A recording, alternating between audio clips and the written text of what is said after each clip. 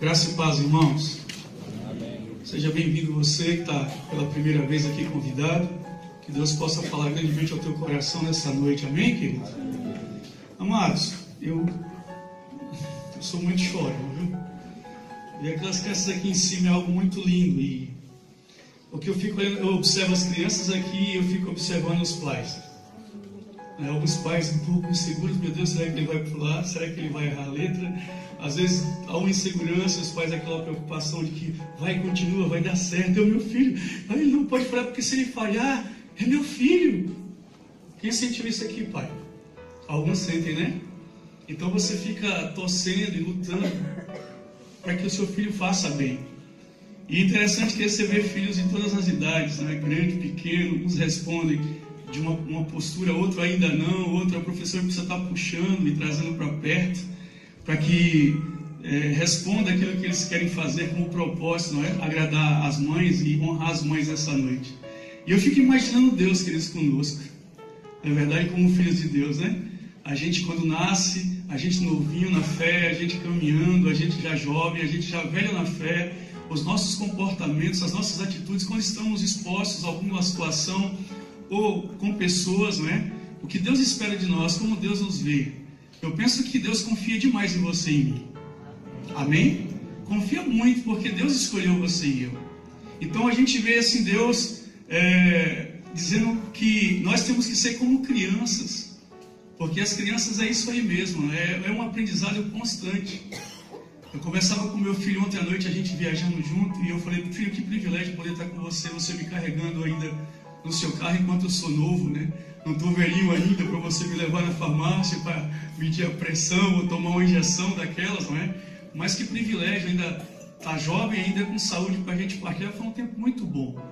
E ele dizia, sabe pai, por muito tempo eu tive vontade de ter uma tatuagem. E alguns amigos meus me pressionavam para isso. E aí eu já casado, agora casado, e alguém partilhou, você não tem vontade? Eu tenho, mas por que você não coloca? Não, porque meu pai disse que não é bom e que eu não devo fazer isso. Mas você já é casado, já não sei, mas meu pai não quer.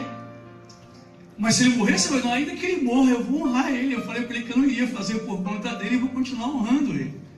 Uau, aquilo foi um choque para mim. Eu digo, Deus, é bem isso mesmo. Então tem coisas que o nosso Pai Celestial, Ele quer de nós.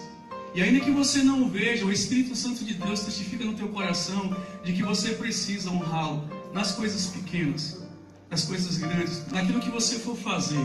A gente tem que fazer para a glória dele, amém? Porque tudo é por ele e para ele. Então eu quero assim hoje partilhar com você uma palavra que está em Gênesis 30. Gênesis é o primeiro livro da Bíblia, o início, Gênesis. No capítulo 30, no versículo 37, 39. Irmãos, nós temos caminhado com muitos homens de Deus, nós temos visto uma geração muitas vezes que você fica assustado e você vê os jovens gritando por referencial, por alguém que possa ser um modelo, um exemplo. E eu não tenho dúvida que a igreja é esse modelo para a geração aí fora. Amém? Você crê assim? Amém. Nós temos um modelo mais perfeito porque ele vem do céu. É o modelo de Deus. Então eu penso assim que hoje é um desafio os líderes, os pastores, homens e mulheres de Deus, marcar os seus filhos de alguma forma. Eu sei que alguns pais viram aqui no vídeo, viram as crianças aqui, e você consegue ver alguma característica sua nessa criança. Não é verdade? Talvez na fisionomia, talvez no jeito, né, de andar, de se comportar. Você consegue perceber em seu filho marcas, não é verdade? Genética. E é muito visível. É ou não é? Mas existe também marcas espirituais, marcas no caráter que não depende desse tempo apenas que eles passam aqui com as professoras, instruindo na palavra, partilhando na linguagem deles sobre Deus. Mas eu tenho entendido, irmãos, que o melhor lugar para se formar isso é na nossa casa. Amém? Amém. A Bíblia diz que nós temos que ensinar o caminho ao nosso filho. Ensina o teu filho no caminho. Interessante que muitas crianças dizem assim, eu gosto muito de caminhar com ela, de estar com ela, quando ela está comigo, ainda que seja só assistindo televisão e comendo pipoca com aquele salgadinho velho lá. É ou não é? Mas percebe que a presença é muito mais importante do que coisas que a gente consegue dar? Porque o que nossos filhos precisam é dessa companhia, dessa interação, desse partilhamento de uma forma muito natural, e é um crescimento natural. Então, o que nossos filhos precisam ser nesse tempo, e não só falo filhos aqui biológicos, mas os filhos espirituais, é serem marcados, é terem referências, não de nós mesmos, homens, porque nós não temos nada para oferecer, mas aquilo que o Senhor Jesus já nos marcou, já construiu dentro de nós, a gente poder transferir.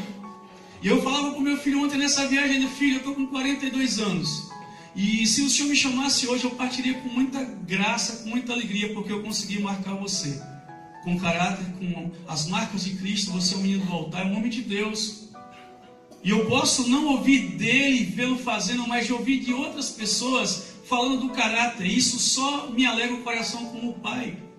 Quantos pais, quando chegam na escola para pegar os seus filhos, e o professor só olha, seu filho é uma bênção, que criança educada, que criança amável, você sai de lá flutuando, irmão. Você já quer pagar um sorvete para o piá? Não é? Agora é horrível o pai chegar lá e dizer, rapaz, esse menino aí está com... Que menino é esse, rapaz? O menininho, e o pior, filho de crente. Né, irmãos? Então a gente vai marcando os nossos filhos com as nossas atitudes. Eu sempre falo, é simples, é no sentar, é no comer, é no estar dirigindo, é como a gente se comporta no trânsito, aquilo que a gente assiste, aquilo que a gente lê, aquilo que a gente ouve. Eles estão ligados, irmão. Você que pensa que ele não está vendo, você pensa que ele não está vendo, mas ele está vendo tudo. E hoje é muito comum você ver pastores lutando, eu não consigo marcar minha casa, os meus filhos não querem ir para a igreja, eu estou com dificuldade de levar os meus filhos para a igreja. Pastores falando isso, irmãos. E eu fico pensando, onde é que nós estamos falhando? O que precisamos fazer? Passar tempo com eles. Morrer para alguma coisa que para nós é importante para estar com eles. E transferir isso. Não por uma imposição, mas por uma transferência de vida. Amém? Então, Gênesis 30, você está lá? Sim. No versículo 37, Jacó, então, tem uma proposta com Labão, no sentido de que Labão reconhecia que ele só estava prosperando, só para situar você um pouco aqui, que tudo que estava acontecendo no seu rebanho de crescimento, de prosperidade, ele entendia, é porque Jacó trabalha aqui, as mãos dele estão aqui, e Deus está com Jacó. E aí é uma proposta, então, dos dois, de que todo bode, toda ovelha que fosse listrada, que fosse malhada, que fosse pintada, seria de Jacó. Que proposta boa para Labão. Até porque os irmãos sabem que toda ovelha, a probabilidade de nascer mais clara, uniforme, é muito maior. É como você pegar o gado Nelore, que é um gado de sertão, de seca, é sempre um gado branco. Você não vai ver um boi Nelore com uma vaca holandesa, cheia de pintinha branca e preta. Você já viu isso? Se nasce um Nelore assim, opa, alguma coisa aconteceu por lá. Mas geneticamente falando, você não precisa ser veterinário para perceber isso. Existe essa probabilidade de 99,9% de nascer sempre ovelhinhas mais claras, limpas, sem nenhum tipo de mancha. Mas então Jacó, ele estabelece isso com Labão. Mas aí Deus dá uma direção para Jacó. E aí Deus começa a instruir Jacó sobre uma estratégia muito louca aos nossos olhos de início. E diz assim no versículo 37. Tomou Jacó então varas verdes de álamo, aveleira, plátano, e lhes removeu a casca em riscas abertas, deixando aparecer a brancura das varas, as quais assim, escorchadas ou descascadas, pôs ele em frente do rebanho nos canais de água e nos bebedouros aonde os rebanhos vinham para dessedentar-se, ou seja, matar a sua sede. E conceberam quando vinham a beber. E concebia o rebanho diante das varas, e as ovelhas davam crias listradas, salpicadas e malhadas. Até aí.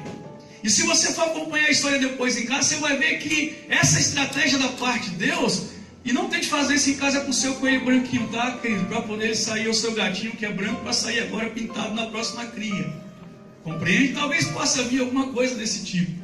Mas foi uma estratégia de Deus para que, então, Jacó prosperasse, ainda que parecia desvantagem, de que a probabilidade de nascer ovelhas branquinhas, limpinhas, era muito maior, e Labão estava então preocupado com um rebanho maior, em ter ovelhas.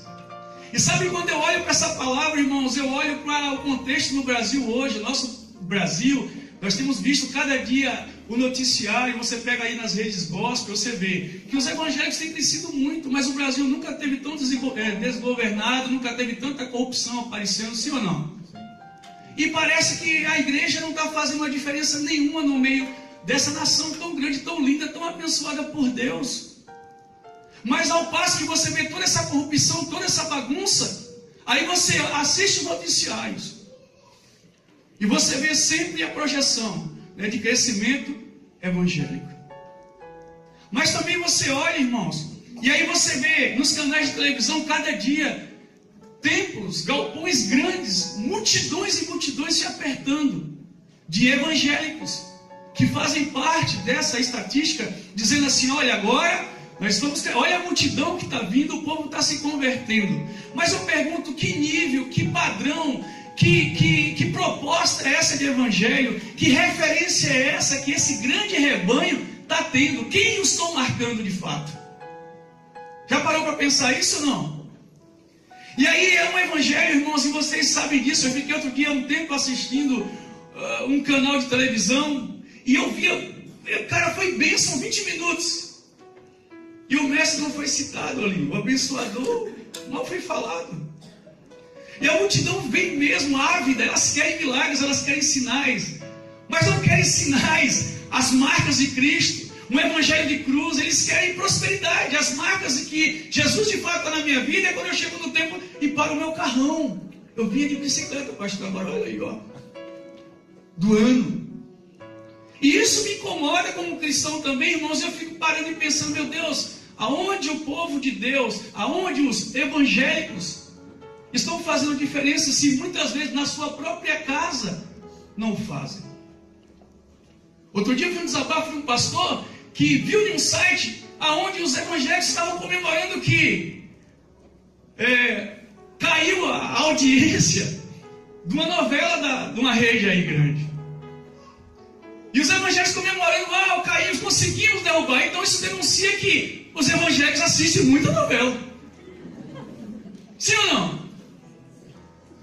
Se os evangélicos param de assistir e caem, então peraí, elas que estavam envolvidos. Compreende isso, amados? Aí eu pergunto, que tipo de evangelho, que tipo de cristianismo nós estamos vivendo? E eu não posso ver outra coisa a não ser as pessoas chegando e abraçando Deus com tanta vontade, mas abraçando Deus e dando uma conferida nos bolsos de Deus. Deixa eu ver se tem alguma coisa aí para mim. Compreende, amados? Então, pastor, o que tem a ver esse texto? Eu falei para você que o título dessa ministração é Preparando Referências. E você vai ver aqui Jacó marcar. Trazer sinais, referências para o rebanho. E eu não tenho dúvida, terça-feira eu estava aqui na igreja, no templo. Terça-feira eu parei o carro, desci, e eu fiquei maravilhado e vi homens e mulheres fazendo escola de discípulos, que eu fiquei impressionado, grato a Deus. E eu pegava na mão deles e delas assim: parabéns, você entendeu o que é o chamado de Deus. Você realmente está fazendo escola de discípulos porque você ama vidas, você ama Jesus. Porque quando Jesus chama Pedro para estabelecer, ele diz: ó, tu me amas? Essa não foi a condição, sim ou não? Tu me amas? Eles se amam, então apacenta as minhas ovelhas.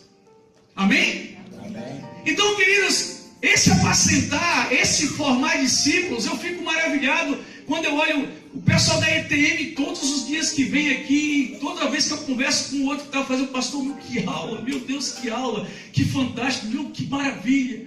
O que nós estamos ouvindo nesses dias, coisas lindas. Porque, irmãos, nós como comunidade, o pastor, nesses domingos que passou, ele destrinchou, mexeu bastante, confrontou muito sobre a nossa religiosidade, sobre o nosso comportamento religioso, nos mostrando que o fato de estarmos aqui em cima não nos faz superior a você. Que tudo não é o pastor, mas que Deus quer usar você, quer usar cada vida que está chegando aqui, porque você foi chamado por Deus. Amém? Então, queridos, nós precisamos parar e pensar e dizer: poxa, é verdade, que vida eu estou levando? O pastor nos confrontou, as células foram, esticou demais esse assunto, para ver se de fato nós estamos vivendo uma vida religiosa ou vivendo uma vida de fato com o Senhor. Qual é a nossa motivação de estarmos aqui no domingo, ter um lugar como esse, numa célula, fazer escola de discípulos, fazer um ETM, participar de seminários que têm sido bênçãos? Nós temos crescido muito, muito, muito em conhecimento, tem alargado muito nosso conhecimento. Mas, queridos, eu tenho entendido que a igreja entendeu isso, que a nossa chamada é fazer discípulos. Diga assim, fazer discípulos. Aleluia, fazer discípulos. Você entendeu isso? Antes eu pensava assim, eu tinha dificuldade. Todo discípulo, ele é um líder em potencial. Alguns vão argumentar, não pastor, isso não é de Deus. Mas Jesus falou assim, ó, ide e fazei. Ele não falou para alguns, quem é crente aqui? Faça assim essa noite. Fala para ele assim, ó, essa chamada é para você. Amém? Essa chamada é para nós, irmãos. Irmãos, sabe o que eu tenho entendido? Quando eu não faço discípulos, eu estou em pecado. Porque a gente traz o dízimo, tem pessoas que trazem dízimo, oferta, e é generoso nessa área. Mas eu posso fazer tudo, eu ser um crente, mas um crente mesmo, assim, ó. Pensa um cabo cheio da glória. Da unção, do reteté, como você queira.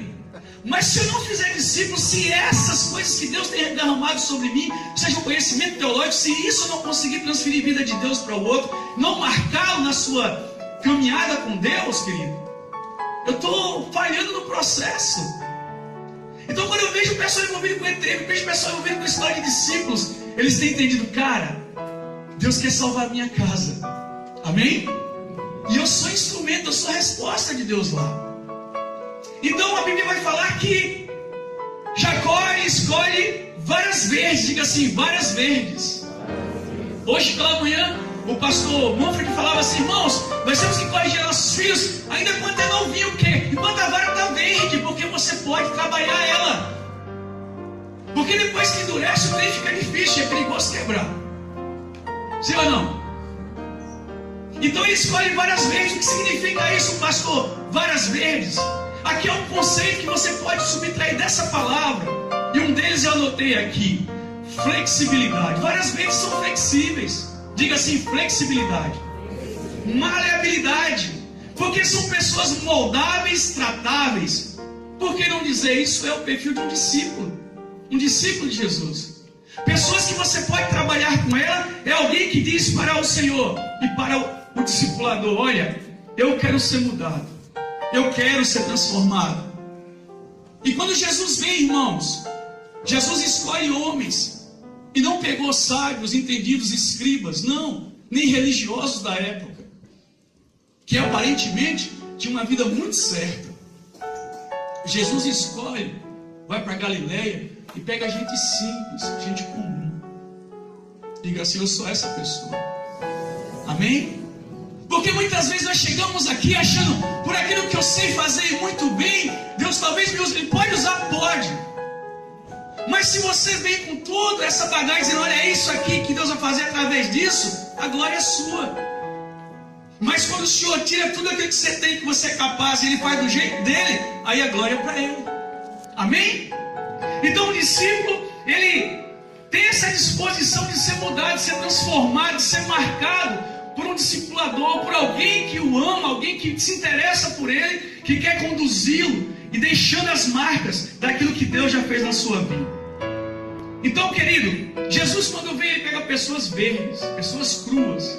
Jesus chega na praia e diz para um homem assim, olha, larga tudo aí, me segue, porque eu vou fazer de vocês pescadores de homens. Quantos foram chamados pelo Senhor aqui? Faça assim. Você tem certeza que Deus te chamou, irmão?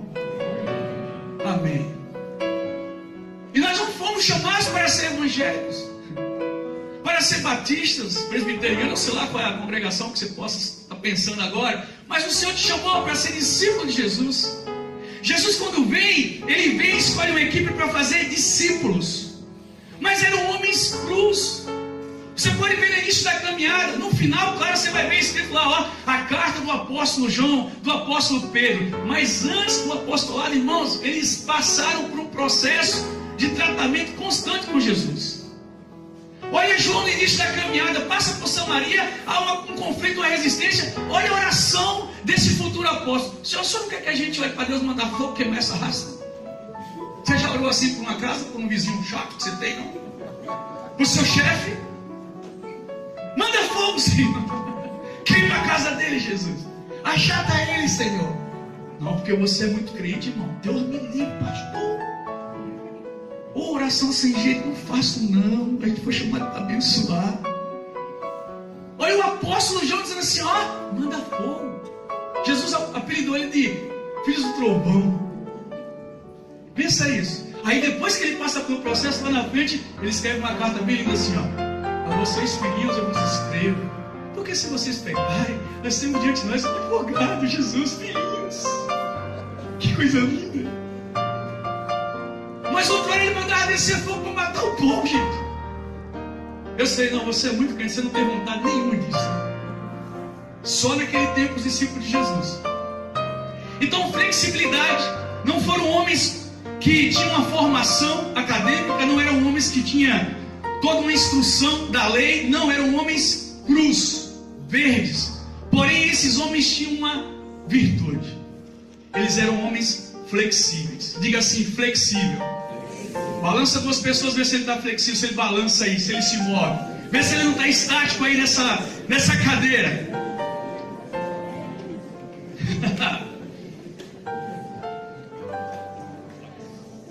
Sabe o que eu vejo, irmãos? Jesus não pegando pessoas que sabiam. Jesus não quer pessoas que sabiam. Jesus não quer pessoas que sabem muito ou mais. Jesus quer pessoas que estão dispostas a aprender. Diga assim, eu sou esse, Senhor. Amém? Amém? Irmãos, desde quando você aceitou Jesus, quantas coisas você já aprendeu até aqui, hein?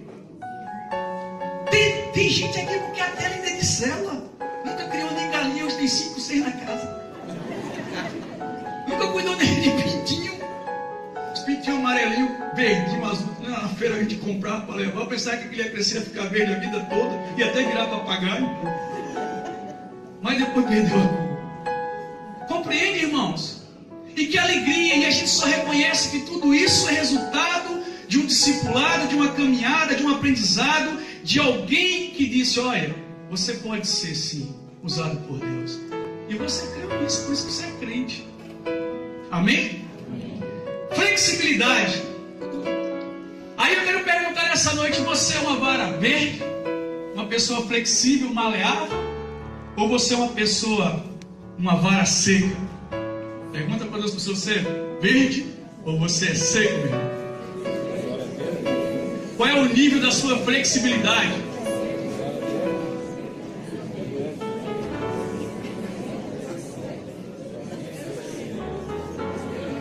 Aleluias! Irmãos, são 3 anos e meio, irmãos, comendo junto, dormindo junto, passando por tempestade juntos. Jesus exortando, confrontando e dizendo, olha, não é assim. Ô João, não é com fogo não, eu não vim matar não, eu vim salvar. Eu não vim botar fogo não, eu vim trazer água que mata a sede, o povo está sedento. Você imagina isso?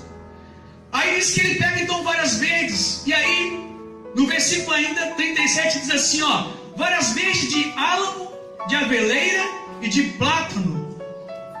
Sabe o que eu vejo aqui? Outro conceito, irmãos? Diversidade. Dá uma olhadinha para ver se tem alguém igualzinho a você aí. Dá uma olhadinha no rosto dele. Não tem, irmão. São 7 bilhões de habitantes na terra. Não tem um cabra igual a você. Se tinha, eu acho que Jesus quebrou a forma, porque você é lindo demais. Hã? Diversidade. Álamo, aveleira, plátano, paranaenses, gaúchos, catarinenses, mineiro, até baiano ele usa. Pensa isso. Hã? Que graça, irmãos. Essa diversidade. São vários sotaques, vários costumes. Um toma chimarrão demais, o outro gosta de um café, o outro gosta de uma banana, o outro churrasco, o outro pão com chimia. É uma mistureba, né? Mas a Bíblia fala, irmãos, que para essa diversidade, o Senhor também tem diversidade de dons, amém? Talentos. E aí há uma multiforme graça de Deus, ó, que é derramada sobre esse corpo lindo. E cada um exerce uma função que não é desprezada pelo Senhor. Amém? Por isso que nós temos ensinado você, você é membro sim de um corpo, mas aqui atuando você é um discípulo, que cumpre um propósito junto com o meu propósito, para cumprir o propósito nobre e maior, que é o propósito de Deus. Amém? é estabelecer o reino. Então, diversidade, o Senhor pega pessoas de todos os tipos, grande, pequeno, baixinho, alto, pobre, rico, branco, preto, não importa a tribo, raça ou nação. Ele quer usar você. Então, queridos, essa diversidade é que faz a igreja de Jesus ser muito linda. Pense, a equipe de Jesus não foram todos ali, iguais, não. Você vai ver pela palavra de Deus os temperamentos, e muito é citado sobre Pedro, a pessoa sanguínea, não é? Que fazia para depois pensar. Outros pensavam, mas não fazia. Talvez você seja essa pessoa com Pedro. O teu temperamento, nós vimos aqui no seminário sobre personalidades. Meu Deus, nós fomos desnudados aqui, sim ou não? A gente começou a olhar e falou: Senhor, esse aqui é meu raio-x. Eu não sou Roberto Carlos, não, mas esse cara sou eu. Meu Deus, eu não sabia que eu era isso. Mas foi uma luva, sim não? Foi muito lindo, irmãos. E a gente vai tendo essa graça de Deus fazendo em nós, marcando a gente, para a gente marcar outros mais. Amém? Diga assim: eu quero ser, nas mãos do Senhor, um referencial. Eu não sei o que as pessoas pensam de você, falam de você como homem e mulher de Deus. Mas uma coisa é fato: você é conhecido por Deus, querido. As trevas também te conhecem, viu? Sabia disso? Deus um dia estava numa reunião e chega o inimigo lá e o Senhor pergunta: você viu o meu servo Jó? Pô, não viu o quê? Conheço demais. E começa a ter toda uma história ali. Era conhecido. Então, mas você e eu somos conhecidos. O próximo conceito, aonde diz aqui, olha, no mesmo versículo 37, diz, vamos trabalhar ainda um pouco, diz assim: e lhes removeu a casca em risca abertas. Esse aqui é um conceito. Se você quiser tomar nota, coloque aí assim, tratamento. Diga assim: tratamento. Não, você está com medo. Fala tratamento. Isso, fala tratamento, Jesus. Olha como foi baixinho. Mas diga com força, não. Tratamento. Olha aqui, irmãos, a Bíblia diz que ele pegou as varas, removeu a casca. Você é uma bênção, sim ou não?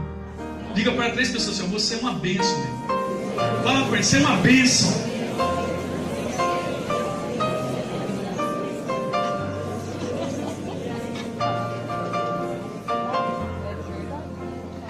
Irmão, nós somos uma bênção, sim ou não? Sabe qual é o problema? A casca. O nosso problema é a casca, irmão. Tem uns cascão, uns cascaduras, né? Mas o nosso problema é a casca. É a natureza humana. É a alma gritando. É a carne pulando para fazer aquilo que Deus não quer. Por isso, querido, eu não conheço outra ferramenta. Não conheço outra forma de você ver Deus trabalhando na vida de alguém, a não ser usando um discipulador, alguém que está marcando ele pela sua experiência, pela sua caminhada com Deus, por aquilo que Deus já fez, mostrando sempre o caminho, ensinando sempre no caminho, e dizendo assim: é dessa forma, e vai ser assim, porque Deus fez na minha vida e vai fazer na sua também. Amém? Por isso que você é testemunho de Deus, por isso que você é testemunho de Jesus. Por isso que você conta, por isso que você pega um discípulo às vésperas de um encontro ou de qualquer evento, e você faz, você precisa passar por isso, você precisa fazer isso, porque eu fui e Deus fez na minha vida. Amém? Você já esteve lá. Amém, queridos? Você tem autoridade para desafiá-lo a estar lá. Se eu não fui, imagina o discípulo: você já foi no encontro? Não fui não, porque minha mulher não deixa não. Como é que eu vou dizer vai? Não vai. Como é que eu vou dizer, vamos fazer isso para discípulos, se eu não fiz ainda? Então eu vou galgando, eu vou caminhando, Deus vai me marcando, e aí eu vou, meu irmão, nesse processo de conversão. Porque nós estamos entendidos, irmãos, o Espírito está pronto, a Bíblia diz isso. A carne é fraca. Ela milita todos os dias contra o Espírito. A carne é fraca, a gente sabe disso, como disse Emanueli, é fraca, mas o pecado não é vitamina. Eu preciso entender isso. Agora, o que vai acontecer? Quando é que o Espírito vai ter esse domínio sobre a carne? Quando eu alimento, quando eu leio a palavra, quando eu oro, quando eu me envolvo com as coisas de Deus, quando eu estou com o Senhor, todo o tempo tendo um relacionamento com o Senhor, permitindo através dessa flexibilidade, uma sujeição, uma submissão à vontade dEle. Amém? É isso que nós precisamos entender. Então, a gente é uma pessoa, é uma bênção de Deus, é um milagre de Deus. Mas existe uma casca. A Bíblia diz que Jacó, ele pega aquela vara, ele remove a casca. Compreende, amados? É tirar a casca da religiosidade, como o pastor ministrou muito aqui esses dias. É tirar a casca dos argumentos. Eu não posso, eu não sei. Não. É tirar a casca do orgulho. É tirar a casca da dúvida. Compreende, amados? E me voltar para Deus e deixar Deus ser Deus na minha vida. Você quer ver? Essa madrugada Deus me levantou da cama, eu pulei para anotar. Eu me disse essa questão de casca. O Senhor me falou pinhão. Quem já comeu pinhão aqui? Todo mundo. O povo que gosta de pinhão. Eu também gosto demais. Mas dá trabalho, não? É uma casquinha dura, sim ou não? Você tem o trabalho de colher, você tem o trabalho de deixar o bicho secar, esperar o tempo, você bota lá no fogo, seja cozido ou na chapa, alguns gostam da chapa ou cozido. É assim ou não é? Mas você tem um trabalho para remover a casca. É trabalhoso, mas depois que você arranca, que coisa boa. Então, a gente é que nem pinhão, precisa ser removida a casca, porque o âmago está pronto, amém? E é isso que precisa vir para fora, o âmago, aonde nós fomos marcados no nosso espírito que estava morto. O Senhor veio e nos ressuscitou, amém? É isso que o mundo espera. Não é a casca religiosa. O jeito de falar o evangeliquez, varão, aleluia. Não é isso, esquece isso. Isso não vai levar ninguém para o céu, querido. O que Deus quer é testemunho, é vida, é caminhada, é relacionamento. Porque eu entendo aqui, irmãos, que é insubstituível nas mãos de Deus o discipulado. E sabe, Deus, Ele não vai vir discipular você pessoalmente. Deus vai usar pessoas que Ele ama muito, que coloca uma mão no coração dessa pessoa para amar você e caminhar com você até você alcançar a maturidade.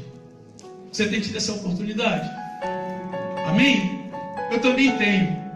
Eu tenho tido essa oportunidade porque eu entendo que esse discipulado é um processo de Deus, mas que acontece através de um relacionamento de pessoas de Deus que me chamam para perto, que está comigo, que interfere em minha vida com amor, não com imposição. Lembra de Pedro? Tu me amas? Então apacenta. O apacentar tem que ser com amor. Se for por obrigação, você não consegue, você não resiste. Você desiste facinho, facinho. Rapaz, sabe por que Jesus tolerou nós e suporta nós até hoje? Porque Ele nos ama muito. Eu lembro do meu discipulador, César. A gente chegava na casa dele, a gente uma vez por semana. A gente subia, direção à casa, parava no fusquinha na porta, quando descia do carro, ele estava lá de cima, quando já via pela tromba, olha, tá brigado. Olha o tamanho do beijo de novo, olha o bico do Alan. E a gente descia enfunadinho. Aí o César me tirava para cá, ele ficava com ele lá na sala, a gente ia pro quarto. Ele dizia, Alan, ela tá ferida, cara. Eu tô machucada, cara. Eu nem entendi o que era isso. Eu não bati, não cortei com faca. Como é que tá ferida? Mas a bichinha chorando, né? E eu também sentado. E com muito amor confrontando. Cara, é assim. Compreende, amados? Passando tempo. Às vezes na mesa comendo. Vinha ali um momento de exortar com amor.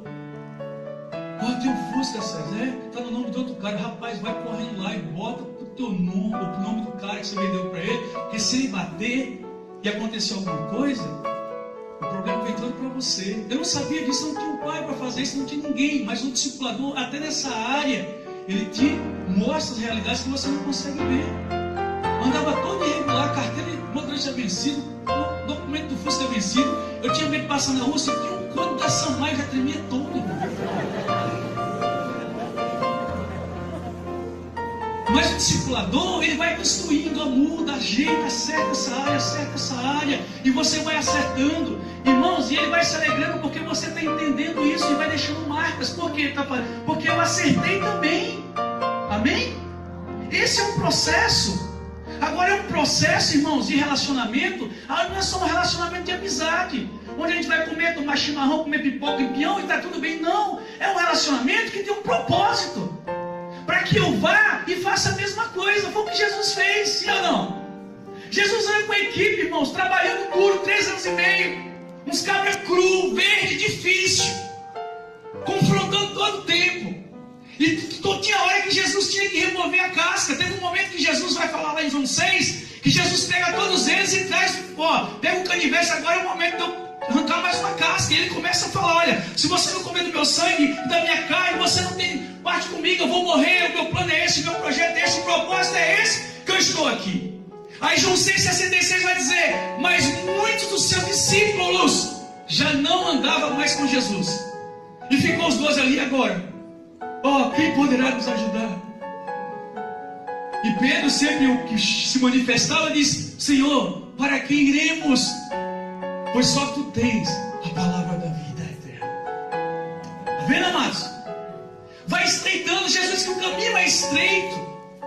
Amém? E a gente precisa entender isso. Outra coisa que linda, a Bíblia diz que, deixando aparecer a brancura das varas, isso traz maturidade. Quando você permite que essas marcas do Senhor, que os frutos do Espírito comecem a se manifestar, isso traz uma maturidade. Você tem consciência que você só tem essas coisas em você, esses frutos, porque o Espírito gerou. Não foram homens que geraram, mas foi o próprio Deus. Amém? Você vivia a vida de Efésios 5,19, na obra da carne, prostituição, lascívia, bebedice, ciumeira, brigas, iras. A gente chegou aqui assim. Mas o Senhor começa a colocar no nosso âmago, no nosso interior, brancura. Quer falar de santidade, irmãos, de transparência um com o outro, de partilhar, ainda que você está acertando, mas também partilhar as minhas fraquezas para com alguém.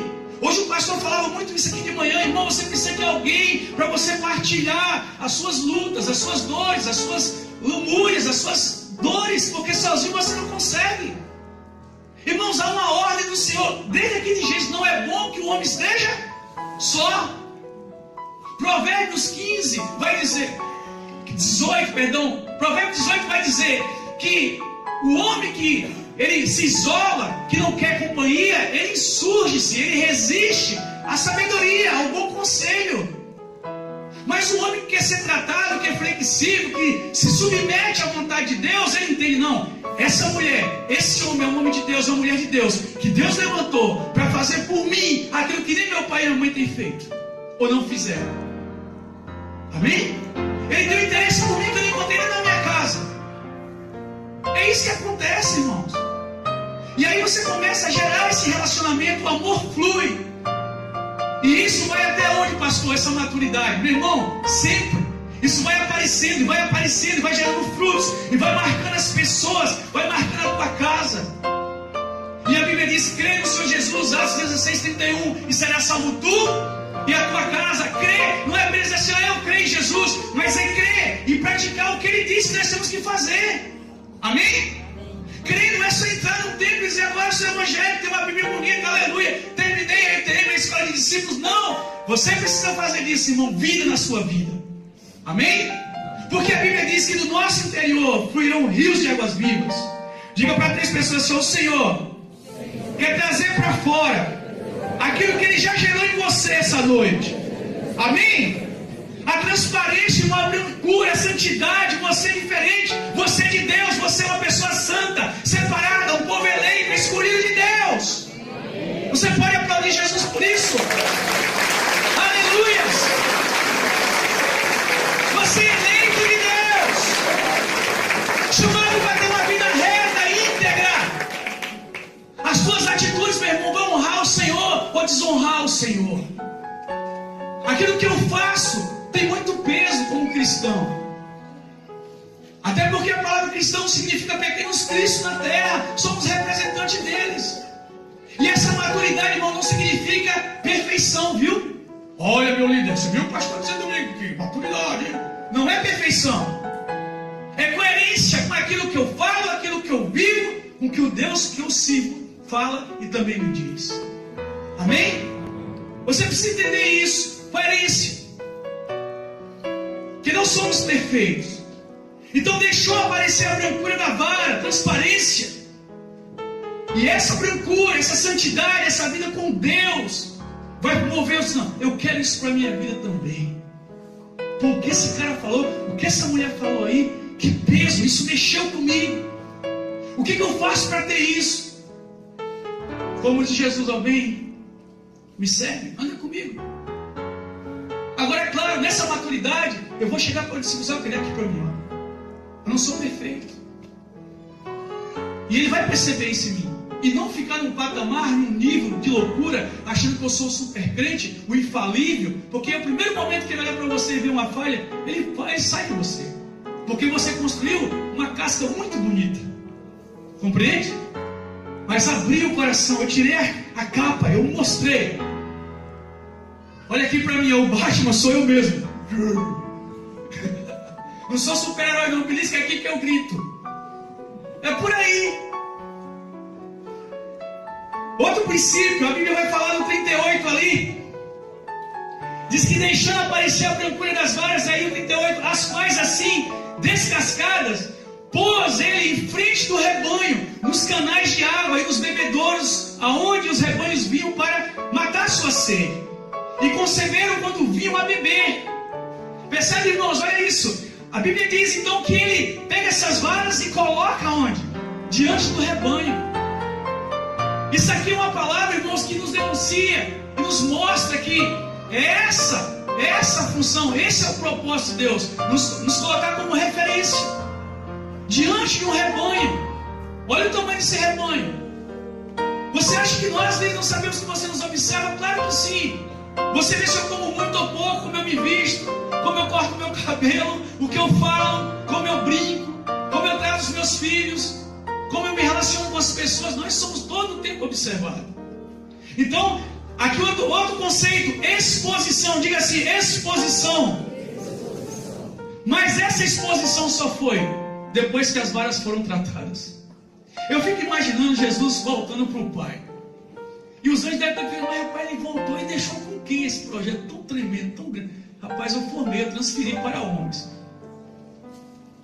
Homens pecadores, falhos. Homens simples. Varas verdes. Mas que tem uma virtude. Se sujeita, é flexível. Tudo que eu falo, tudo que eu instruo da parte do Senhor, daqui dos céus, eles estão dispostos a viver. Ainda que isso custe a sua vida, a Bíblia vai falar de quantos apóstolos que morreram, que formas morreram. A gente quer as benesses do reino, mas não quer morrer para que o Senhor viva. Por isso que o apóstolo Paulo diz, já não vive mais eu, mas Cristo vive em mim. Depois das varas prontas descascadas, ele pôs em frente ao rebanho, foram trabalhadas para serem expostas, causou uma evidência, causou uma referência, isso é um sinal. E é isso que nós, irmãos, como crentes, independentemente se você é um líder de célula, ou um auxiliar de célula, um discipulador ou não, existe um rebanho lá fora que carece de uma referência. Passa no shopping e você começa a observar alguns jovens, irmãos. É assustador.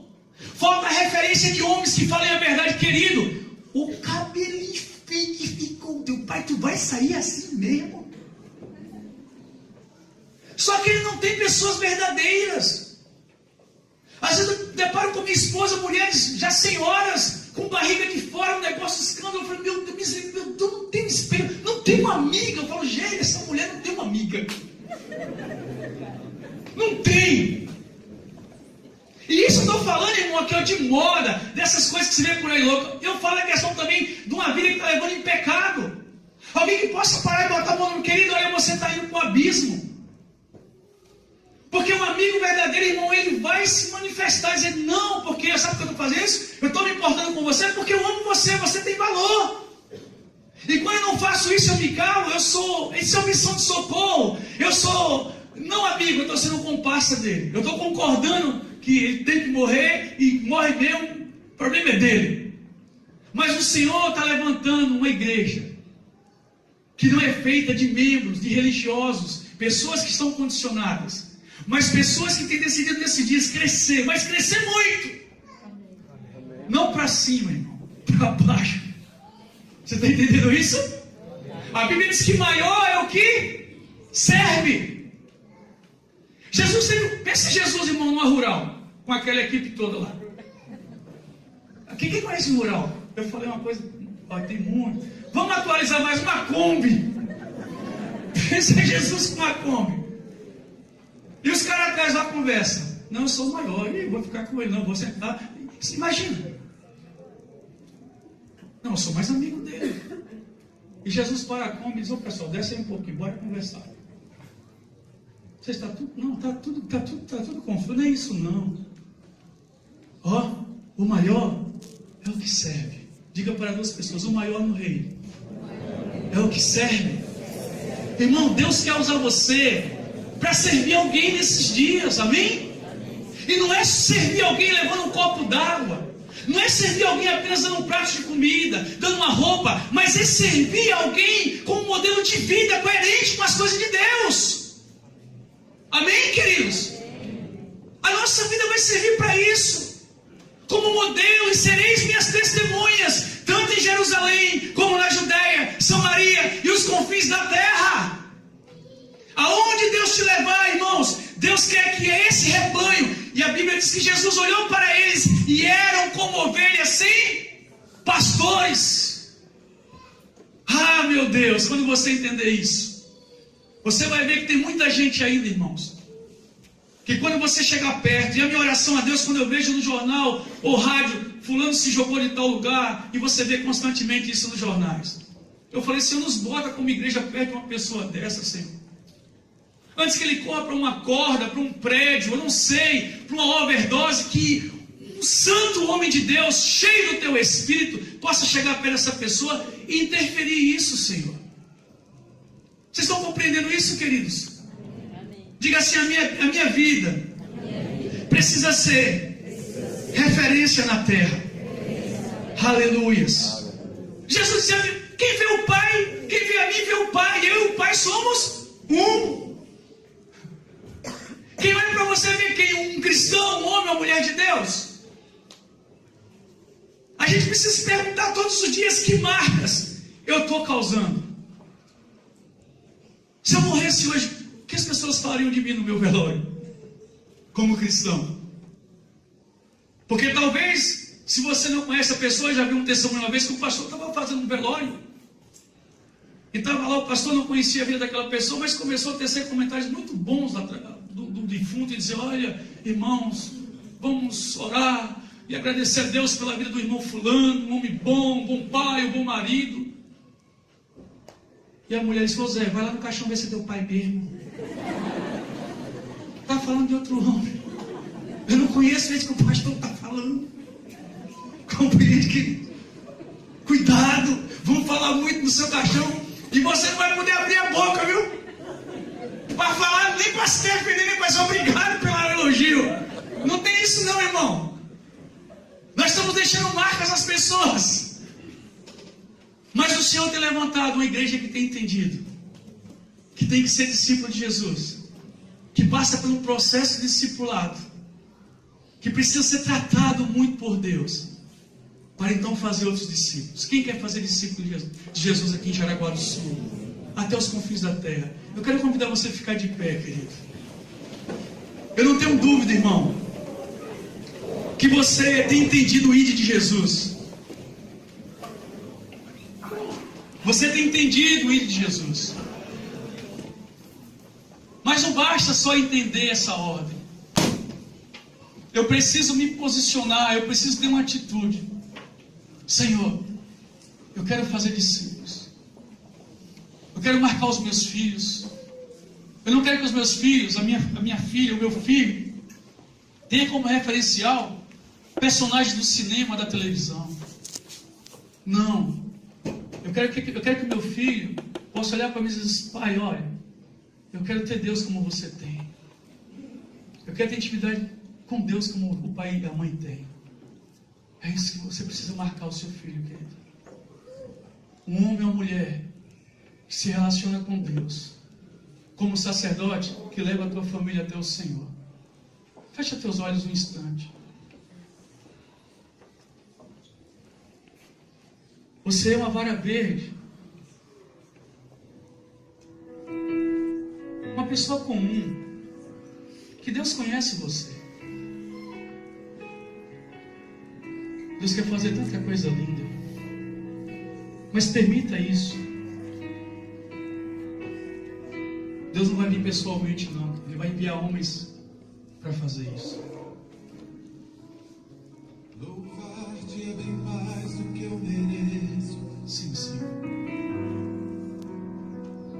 Adorar-te mais profundo do que eu pensei. Servir-te é tudo que eu espero. O que mais quero é estar mais junto a ti. Aleluia. Derramar perante ti os meus anseios. A minha oferta nesta hora é verdade. E te mostrar os meus pequenos sonhos. Ah, Senhor, como eu dependo de ti. Aleluia. Para me curar, para me ensinar o caminho que devo seguir. Podes me usar, Senhor, como tu bem queres. Abra o meu coração.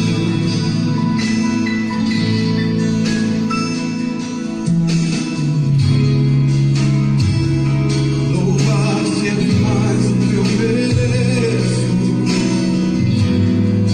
Adorar-te mais profundo do que eu pensei. Servir-te em tudo o que eu espero. O que mais quero é estar mais junto a ti. Derramar perante ti os meus anseios. A minha oferta nesta hora, esta música vai te mostrar os meus maiores sonhos. Ah, Senhor, como eu dependo de ti. Para me curar, para me ensinar o caminho que devo seguir. Podes me usar como tu bem queres. Abra o meu coração.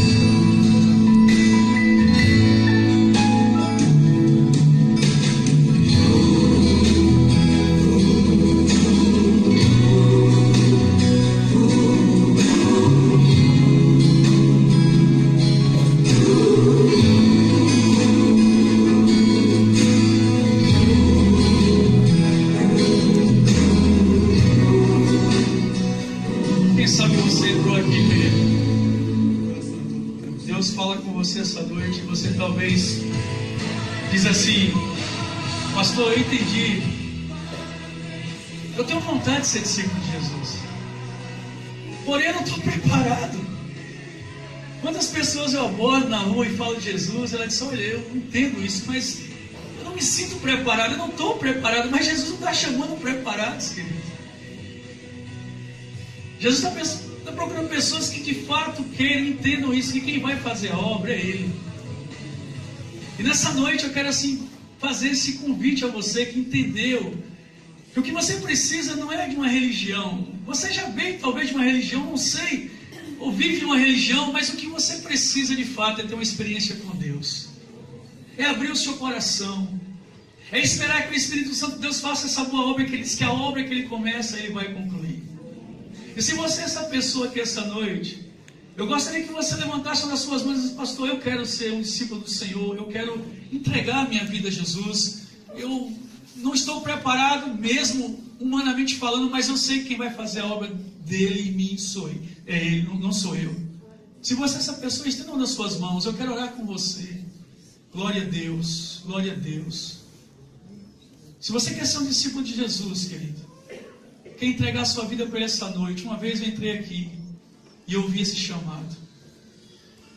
E eu vim à frente com minha esposa, nosso casamento estava destruído, e Deus, naquela noite, colocou um casal diante de mim, que orou por mim, que me acolheu, que me deu bons conselhos, que me orientou, que me mostrou pela palavra o que é ser um marido, o que é ser um pai, que mostrou para minha esposa o que é ser uma mulher, uma esposa.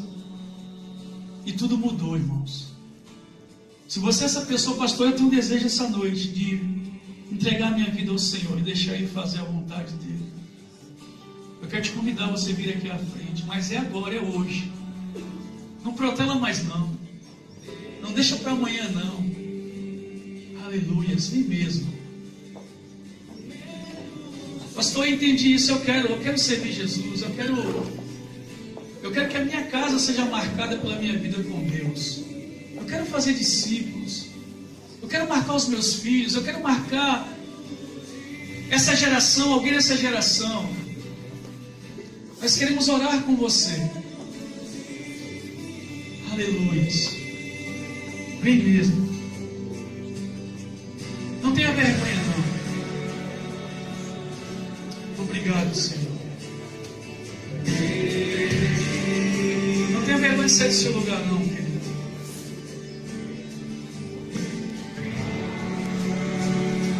E quem sabe você tem andado aí, querido. Anda com Jesus, mas não tem frutificado. E quem sabe você se sentiu até agredido. Poxa, o pastor está me chamando de vara. Mas não foi eu que comecei com isso não, irmão, foi Jesus. Ele falou em João 15, olha, eu sou a videira verdadeira e vós sois as varas. Aquele que dá fruto, a gente limpa para dar mais fruto ainda, mas o que não dá é cortado e jogado fora. Glória a Deus. Que tempo lindo, querido, quando você entende isso, o chamado de Deus. Não é o pastor que está te chamando, você não está mudando de religião. Você está entendendo assim, ei, eu fui formado, eu existo porque Deus tem um propósito com a minha vida aqui na terra. Existe situação na minha casa que Deus quer usar a minha vida para mudar isso. Aleluias. É uma noite de aliança, querido. É uma noite de festa nos céus. Vidas estão se dobrando ao Senhor. Estão dizendo, Senhor, eu sou uma vara mesmo verde. Eu tenho flexibilidade para me dobrar e reconhecer o Senhor. Vem mesmo, tem alguém que vai orar por você, com você. Alguém que quer caminhar contigo, quer amar você, a sua casa. Você não está entregando a sua vida a homens, mas ao Senhor, entenda isso. Obrigado. Obrigado, Jesus.